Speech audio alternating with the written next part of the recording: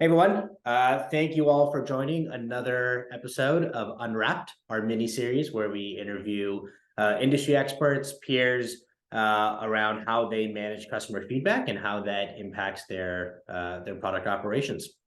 I'm Ashwin, one of the co-founders of Unwrap, where we're building software that helps companies aggregate their customer feedback, make sense of what their customers are saying, and more quickly get to building products that their customers love. I'm joined today by Cameron Brock, who is a product operations manager at Housecall Pro. Housecall builds software that helps field service management teams run and operate their businesses. Cameron, do you want to maybe give like a 30-second introduction of yourself and what your role is, and then we'll dive in. Yeah, sure. Thanks, Ashwin. Good to be here. Yeah. Yeah, my name is Cameron. I have been with Housecall Pro for about almost 2 years as an operations manager.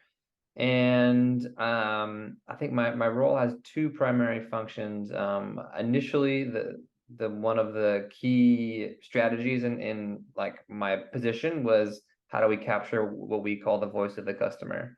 That was like one of the first initiatives that I was tasked with. And then similar to that is in the product team within our squad triads, just trying to create processes that help things run smoothly, more or less.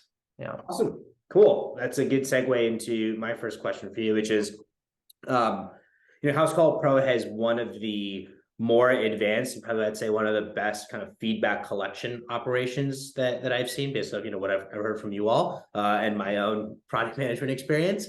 Would love to just learn a little bit about like from your side, like what does your operation for feedback collection look like, and how do you guys think about ensuring that that is meeting your needs?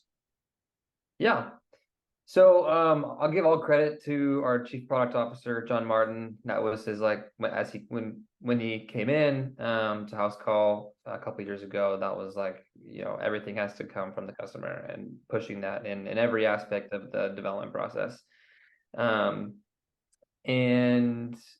where it started was we actually have a very active Facebook community. So we have private Facebook pages for our customers who we call pros, Yep. home service professionals. And the primary source originally was just going through Control F Facebook comments, see what people are talking about, see if they're talking about stuff me as a PM that I'm concerned about and building. And then since that, we've grown basically to every touch point of the company, tried to. So if I'm a person, I know that if I hear a comment about a pro wants this feature, I filter it into our Slack channel, which now filters into Unwrap. We have a Facebook team dedicated to that, which is also now filtered into Unwrap. We have a few more on Net Promoter Score, any comments through there filtered in. And our biggest one probably is our customer support team, which is primarily through chat. They have a process that we've developed so that when they have a pro or a customer have a feature or comment or I wish that's it as well. And so that's probably the four main sources of we get. And I think it's a really comprehensive process, and so I hope your customers appreciate the kind of work that you guys are doing to actually make that the support channels available to them. Awesome. So one of the things that you've been involved with is helping roll out Unwrap and get your product managers on board to the platform. I'm curious, like, as you are onboarding them, like, what are one or two of the things that you're hoping that they really get out of the tool, whether it's efficiencies or new insights? So what are the type of things that from day-to-day job that you hope that their jobs are improved by our system? Yeah. So as you mentioned, one of my primary goals is to make our product managers' lives easier. And I think when we were doing evaluations and things, Unwrap really answered two main pain points. The first one being just the amount of comments and we call pro votes, feature requests we were getting was just too much. And like Mhm. I couldn't read through all of it and divert it through to every squad, and this product managers couldn't go through all of their sections. So it was too much data to comb through.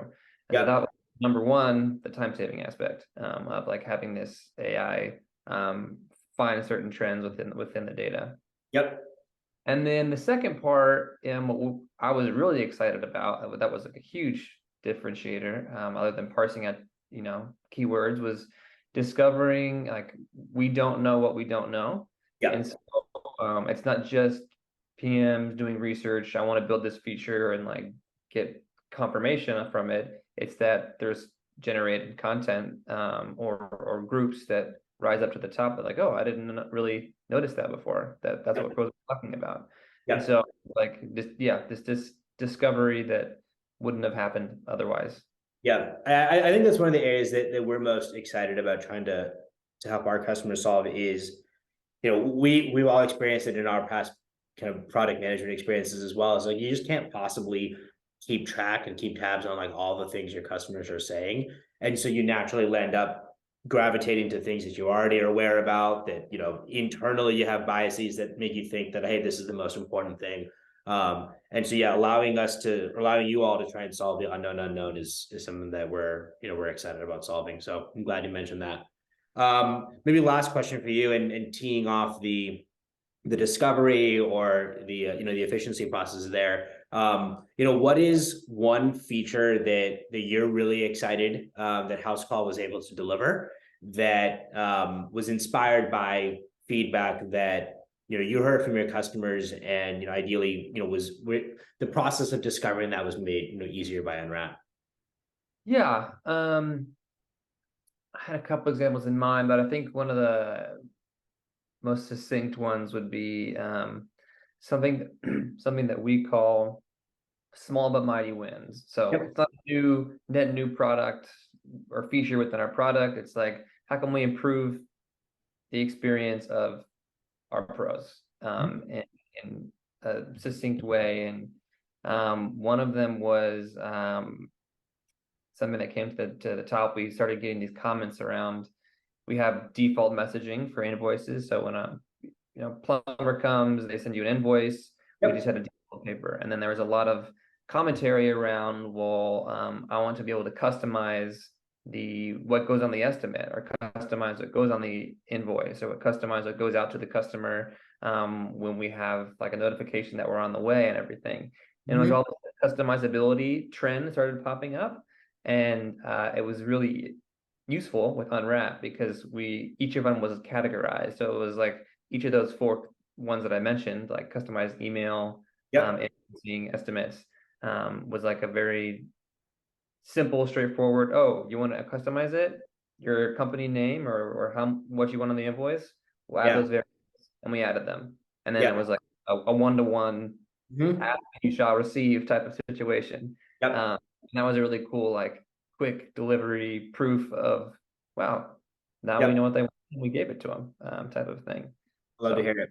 Yeah, it's one of those things where it's gratifying when you can look at that and be like, I can very clearly know that I'm going to deliver value here, and this is like exactly what they were asking for. And I think that's a lot of what we enjoy about our own jobs, right? yeah. So cool. Well, thank you so much, Cameron, for taking the time to chat today. It's always great to hear from folks like you who are both deep in the customer feedback operations space as well as Unwrap users. For those of you who are listening to this episode, if you also resonate with these pain points and have interest in trying to solve those, feel free to visit our website unwrap.ai and drop us a note. And thanks again, Cameron. Really appreciate it. Yeah, no problem. Bye.